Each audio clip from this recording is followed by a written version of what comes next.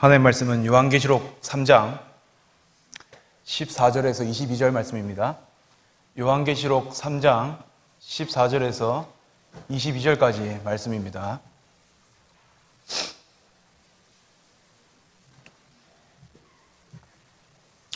제가 하나님의 말씀을 읽도록 하겠습니다. 라오디게아 교회의 사자에게 편지하라. 아멘이시오. 충성되고 참된 증인이시오. 하나님의 창조의 근본이시니가 이르시되 내가 내 행위를 아노니 내가 차지도 아니하고 뜨겁지도 아니하도다. 내가 차든지 뜨겁든지 하기를 원하노라. 내가 이같이 미지근하여 뜨겁지도 아니하고 차지도 아니하니 내 입에서 너를 토하여 버리리라. 내가 말하기를 나는 부자라. 부유하여 부족한 것이 없다 하나 내 공고한 것과 가련한 것과 가난한 것과 눈먼 것과 벌거벗은 것을 알지 못하는도다.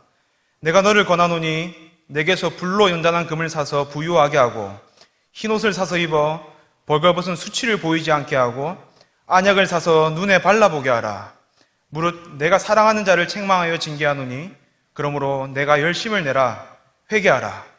볼지어다 내가 문 밖에 서서 두드리노니 누구든지 내 음성을 듣고 문을 열면 내가 그에게로 들어가 그와 더불어 먹고 그는 나와 더불어 먹으리라.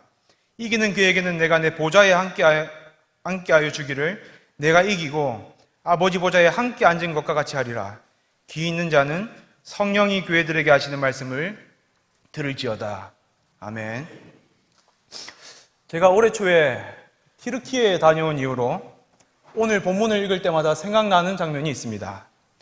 그 당시 라오디게아의 웅장하고 화려한 유적들을 바라보며 교수님의 설명을 들었는데 그때 대다수의 일행이 그래 세상 부경아 다 쓸모없지 하나님만 사랑해야지 라며 지나온 삶을 되돌아보고 뉘우쳤습니다. 그렇게 의미 있는 시간을 보내고 다음 장소로 이동했는데 공교롭게도 유명 명품 브랜드를 저렴한 가격에 판매하는 쇼핑센터였습니다. 그때부터 재미있는 장면이 눈앞에 펼쳐졌습니다. 머리부터 발끝까지 명품으로 휘감은 권사님들이 거울 앞에서 모델 포즈를 취하고 런웨이를 합니다. 전도사님들은 야, 우리가 언제 명품을 입어보겠냐 라며 고삐 뿔린 망아지처럼 이리저리 뛰어다닙니다. 분명 조금 전까지만 해도 세상 부경아 다 쓸모없지 하나님만 사랑해야지라고 말했던 사람들입니다. 제가 의자에 앉아서 그 모습을 지켜보다가 고민에 빠졌습니다. 왜 교수님은 라오디게아 이후에 곧바로 쇼핑센터로 우리를 데려왔을까? 흐뭇한 미소로 우리를 바라보고 있는 교수님의 저 미소 이면에 숨은 의도가 무엇일까? 혼자 고민에 빠졌습니다. 저는 남들이 놀 때 혼자 고민하고 남들이 고민할 때 혼자 노는 스타일이기 때문에 혼자 앉아서 고민에 빠졌습니다. 고민 끝에 내린 결론은 교수님이 라오디게아가 저 멀리 있는 것이 아니라 우리 가까이에 우리 안에 있다는 것을 알려주시려고 그러셨구나라고 결론을 내렸습니다. 결론이 그럴싸합니까? 그렇습니다. 라오디게아는 저 멀리 있는 게 아닙니다. 튀르키예에 가야만 있는 것이 라오디게아가 아닙니다. 라오디게아는 우리 가까이에 있고 심지어 우리 안에 있습니다. 그래서 22절은 교회들이라고 복수형을 사용합니다. 본문의 말씀이 AD 1세기 라오디게아 교회를 넘어 지상의 모든 교회에게 주어진 시공간을 초월하는 보편적인 말씀이라는 뜻입니다. 따라서 저는 오늘 본문을 통해 여러분에게 세 가지를 말씀드리려고 합니다. 첫째로, 우리의 영적인 문제가 무엇인지. 둘째로, 우리 영적인 문제의 근본적인 원인이 무엇인지. 셋째로, 우리가 영적인 문제로부터 어떻게 회복될 수 있는지를 말씀드리겠습니다. 첫 번째입니다. 우리의 영적인 문제가 무엇입니까? 16절 보시겠습니까? 내가 이같이 미지근하여 뜨겁지도 아니하고 차지도 아니하니 내 입에서 너를 토하여 버리리라. 우리의 영적인 문제는 바로 차갑지도 않고 뜨겁지도 않은 미지근함입니다. 이 말의 의미를 이해하려면 당시 라오디게아의 물 사정을 알 필요가 있습니다. 라오디게아 근처에는 히에라볼리와 골로세라는 이웃 도시가 있었습니다. 히에라볼리에서는 치료 효과가 있는 뜨거운 천연 온전수가 나왔고 골로새에서는 건강에 좋은 맑고 깨끗하며 차갑고 시원한 음용수가 나왔습니다. 그런데 라오디게아에는 좋은 물을 내는 수원이 없었습니다. 그래서 약 10km 떨어진 데니즐리라는 도시 인근의 천연 온천에서 뜨거운 물을 공급받았습니다. 문제는 뜨거운 물이 돌 파이프를 통해 라오디게아까지 오는 중에 점점 식어 미지근해졌고 돌 파이프에 축적된 광물 침절물과 섞이면서 맛도 변질되었습니다. 말 그대로 토하고 싶은 맛이었을 겁니다. 예수님은 바로 이러한 라오디게아의 물 사정에 빗대어 라오디게아 교회의 영적 문제를 말씀하십니다. 라오디게아 교회 성도들아, 너희의 신앙이 마치 너희 지역의 미지근한 물과 같구나. 너희는 히에라볼리의 물처럼 다른 사람의 아픔과 상처를 공감하고 회복시키는 따뜻한 삶도 아니고, 골로새의 물처럼 다른 사람의 갈증과 피로를 해소해주는 시원한 삶도 아니다. 너희의 삶은 다른 사람에게 아무런 선하고 긍정적인 영향을 주지 못하는 미지근한 삶을 살고 있다. 너희의 삶은 토하고 싶은 너희 지역의 물과 같다라고 예수님이 말씀하십니다. 라오디게아 교회의 영적 문제는 바로 열매 없는 삶이었습니다. 여러분, 우리의 삶은 어떻습니까? 여러분은 열매 맺는 삶을 살고 계십니까? 제가 고신대학교를 다닐 때 강의 시간에 교수님께 들은 이야기입니다. 교수님이 약 7년간의 미국 유학생활을 마치고 귀국했는데 6개월 동안 아무 곳에서도 불러주지 않았다고 합니다. 학교에 와서 학생들을 가르쳐달라는 부탁도 없었고 교회에서 함께 사역해달라는 부탁도 없었습니다. 차마 아이들에게 아빠가 백수인 것은 들키고 싶지 않아 아이들 학교 갈 때 교수님도 출근하는 척 집에서 나와 도서관에서 하루 종일 공부하다가 저녁에 집에 들어갔습니다. 하루는 저녁에 잠들기 전에 교수님께서 사모님께 여보, 미안해요. 공부한다고 많은 재정과 시간을 투자했는데 가장 노릇도 제대로 못하고 정말 미안해요 라고 미안한 마음을 전했습니다. 그러자 사모님께서 이렇게 말씀했다고 합니다. 여보, 그리스도인은 무엇을 하는지보다 어떻게 사는지가 더 중요합니다.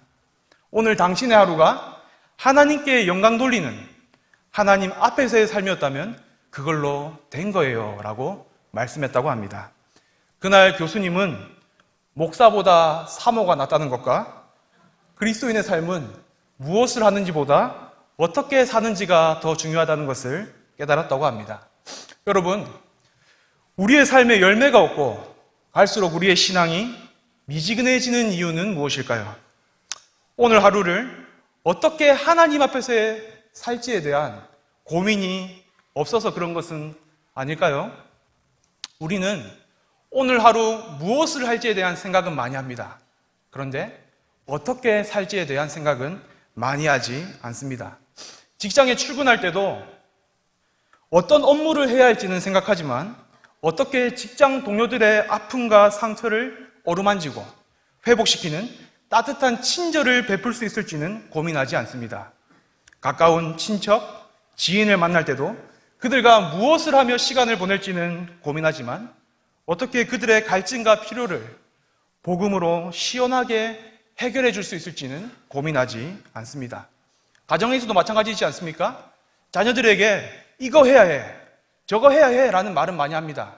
그런데 믿는 부모로서의 뒷모습은 보여주지 않습니다. 왜 그렇습니까? 오늘 하루 나의 삶이 하나님 앞에서의 삶이라는 인식이 희미해졌기 때문입니다. 하나님 앞에서 오늘 하루를 어떻게 살지에 대한 고민이 사라졌기 때문입니다. 그러니 우리의 삶은 다른 사람에게 선하고 긍정적인 영향을 주지 못하는 열매 없는 미지근한 삶이 될 수밖에 없습니다. 예수님은 마태복음 7장 20절에서 그들의 열매로 그들을 알리라 라고 말씀하셨습니다. 여러분은 열매 맺는 삶을 살고 계십니까? 어쩌면 우리의 삶도 열매 맺는 삶이 아니라 예수님께서 토해버리실 만큼 미지근한 삶은 아닐까요? 우리의 영적인 문제는 바로 열매 없는 미지근한 삶입니다. 그러면 두 번째로 우리의 영적인 문제의 근본적인 원인은 무엇입니까? 17절 상반절입니다. 내가 말하기를 나는 부자라 부유하여 부족한 것이 없다 하나. 라오디게아 성도들은 말했습니다. 나는 부자다. 여태껏 부유한 삶을 살아왔고 누릴 것 누리며 부족한 것 없이 살고 있다. 아주 부러운 말입니다. 그러나 이들의 태도는 부러워하면 안 됩니다. 왜냐하면 이들은 자만심으로 가득했기 때문입니다. 당시 라오디게아는 금융업, 직물업, 의료, 특히 안약 산업을 기반으로 부의 도시라고 불렸습니다. 부는 여러모로 우리에게 많은 유익을 주지만 치명적인 독이 될 때도 있습니다. 바로 우리가 의지하는 대상이 바뀔 때입니다. 라오디게아 교회는 하나님 없이도 살 수 있다는 자만심에 사로잡혀 있었습니다. 그들은 돈, 패션, 의술 등 어느 것 하나 부족함이 없었습니다. 하나님을 의지하지 않아도 삶에 아무런 지장이 없었습니다. 초등부 선생님들과 종종 요즘 아이들이 풍족해서 복음이 잘 들어가지 않는다는 대화를 나눌 때가 있습니다. 한 번은 학교 운동장에서 야구하고 있는 초등학생들에게 다가가 말했습니다. 얘들아, 교회 한번 와라. 그랬더니 야구 빠따를 든 한 아이가 저에게 말했습니다. 하나님 없어도 잘 살 수 있는데요?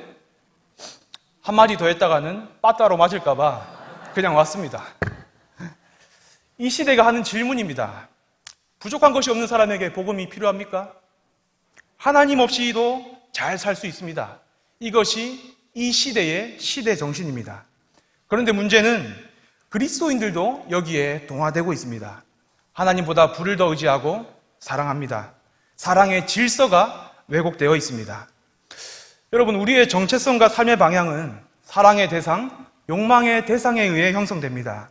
우리의 발걸음은 내가 사랑하는 것으로 향하고 그 사랑의 대상이 우리의 존재와 삶의 내용을 채우기 때문입니다. 그래서 성도는 두 가지 질문 앞에 서야 됩니다. 나는 무엇을 사랑할 것인가? 나는 누구를 예배할 것인가? 이 질문 앞에 서는 것이 성도입니다. 라오디게아 교회가 이 질문에 뭐라고 대답했겠습니까? 당시 라오디게아는 상인조합에 가입하여 우상 숭배를 하지 않으면 정상적인 경제활동을 통한 부의 축적이 불가능했습니다. 그렇기에 라오디게아 교회에 나는 부자다라는 말 속에는 나는 부를 사랑하고 예배할 것이다 라는 대답이 담겨 있습니다. 그들은 부를 위해 하나님과 우상을 동시에 섬기며 세상과 타협했습니다. 우리는 어떻습니까? 여러분은 무엇을 사랑하고 누구를 예배하고 계십니까? 현대사회는 우리에게 말합니다. 먹고 살기 위해 자녀들 좋은 대학 보내고 좋은 직장에 취직시키기 위해 때로는 추일성수 양보해도 돼. 너무 말씀대로 정직하고 진실하게 살면 너 세상에서 성공 못한다? 신앙생활 하는 건 좋은데 적당히 타협도 하고 양보도 하면서 믿어. 너무 열심히 믿지 마. 달콤한 속삭임입니다. 그런데 그 달콤한 속삭임이 우리의 사랑의 질서를 왜곡시킵니다. 인생의 주어를 바꿉니다. 라오디게아의 모습 한번 보십시오. 주어가 하나님이 아니라 나입니다. 하나님이 부유하게 하셨다가 아니라 나는 부유하다라고 말합니다. 인생의 주어가 하나님이 아니어도 괜찮은 사람이 되어버렸습니다. 여호와가 나의 목자가 아니어도 부족함이 없다고 생각하는 사람들이 되어버렸습니다. 하나님을 의지하지 않아도 잘 살 수 있다고 생각하는 사람이 되어버렸습니다. 이런 사람은 오늘 하루를 하나님 앞에서 살지 않습니다. 그저 자만심에 사로잡혀 자아도취하며 자기 만족을 위해 삽니다. 그러니 열매 없는 미지근한 삶을 살 수밖에 없습니다. 종교개혁자 마르틴 루터가 일평생 품고 살았던 문장이 있습니다. 루터가 죽은 이후 그의 유품을 정리하다가 옷 주머니에서 나온 꼬깃꼬깃한 종이에 적혀있던 글귀입니다. 우리는 거지이다. 이것이야말로 진실이다. 이 문장을 처음 듣는 분들은 루터가 찌들리게 가난했나 보다라고 생각하실 수도 있습니다. 그러나 루터는 신혼 초에는 경제적 어려움을 겪긴 했습니다. 하지만 사업수단이 밝은 아내 카타리나 덕분에 이후에는 어느 정도 여유 있는 삶을 살았습니다. 그러면 루터의 우리는 거지이다. 이것이야말로 진실이다라는 말의 의미가 무엇이겠습니까? 우리 내면의 영적인 상태를 말하는 겁니다. 루터는 외적인 풍족함 속에서도 내면의 부족함을 들여다볼 줄 아는 사람이었습니다. 외적 풍요 속에서 내면의 가난함을 들여다보며 하나님 없어도 잘 살 수 있다, 이렇게 말하는 것이 아니라 하나님 없으면 나는 거지입니다, 이것이야말로 진실입니다 라고 고백했습니다. 그는 일평생 주머니에 우리는 거지이다, 이것이야말로 진실이다라는 문구가 적힌 종이를 들고 다니며 하나님을 인생의 주어로 모시고 하나님을 의지하며 살았습니다. 하나님 없어도 잘 살 수 있는데 복음이 왜 필요하냐고 묻습니다. 부족한 것이 없는데 하나님을 왜 믿어야 하냐고 세상은 묻습니다. 그런데 루터는 말합니다. 착각하지 마라. 우리는 거지이다. 이것이야말로 진실이다. 예수님께서도 17절 하반절에서 말씀하십니다. 내 공고한 것과 가련한 것과 가난한 것과 눈먼 것과 벌거벗은 것을 알지 못하는도다. 라오디게아 성도들아, 너희가 부자라고? 부유하여 부족한 것이 없다고? 하나님 없어도 잘 살 수 있다고? 착각하지 마라. 너희는 영적으로 가난하고 비참한 자들이다. 너희는 거지다. 이것이야말로 진실이다 라고 예수님이 말씀하십니다. 여러분, 우리가 정말 하나님 없이 잘 살 수 있을까요? 부족한 것이 없으니 정말 우리에게 복음도 필요 없습니까? 잊지 마십시오. 우리는 하나님 없으면 거지입니다. 이것이야말로 진실입니다. 여러분, 거지는 구걸해야 됩니다.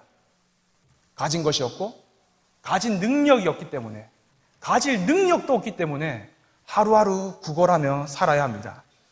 신앙생활도 마찬가지입니다. 우리는 예수님께 구걸해야 합니다. 가진 것이 없고 가질 능력도 없기에 하루하루 예수님께 구걸하며 살아야 합니다. 우리가 자만심에서 비롯된 열매 없는 미지근한 삶이라는 영적인 문제로부터 회복될 수 있는 길이 바로 여기에 있습니다. 우리는 구걸해야 됩니다. 예수님께 구걸해야 됩니다. 하루하루 그분께 나아가 구걸해야 됩니다.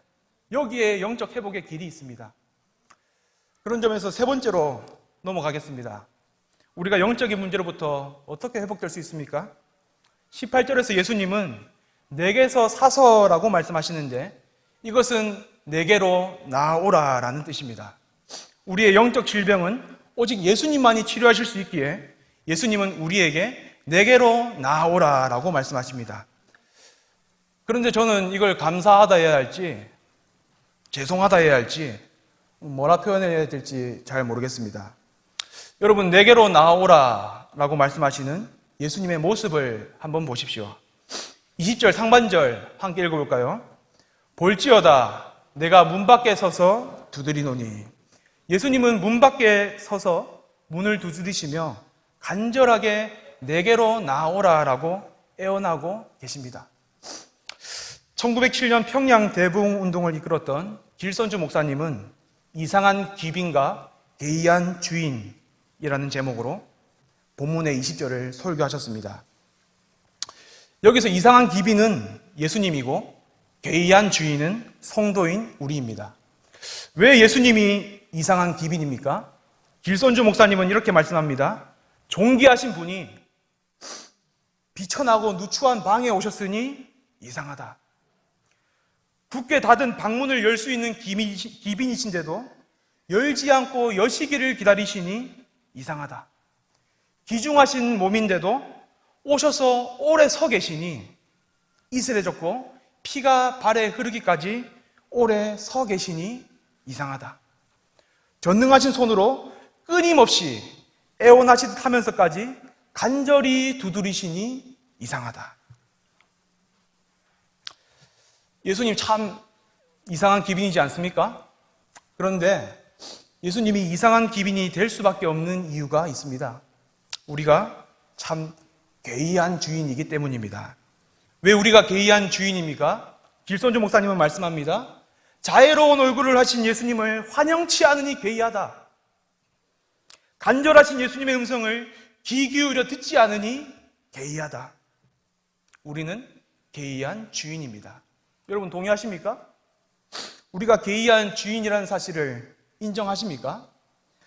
우리가 너무 괴이한 주인이라서 예수님이 이상한 귀빈이 되셨습니다. 우리가 예수님께 예수님 문 좀 열어주세요라고 구걸해야 되는데 예수님이 우리에게 얘야 문 좀 열어다오라고 애원하십니다. 여러분, 예수님이 우리의 마음 문 밖에 서서 얘야 문 좀 열어다오라고 애원하시며 문을 두드리고 계십니다.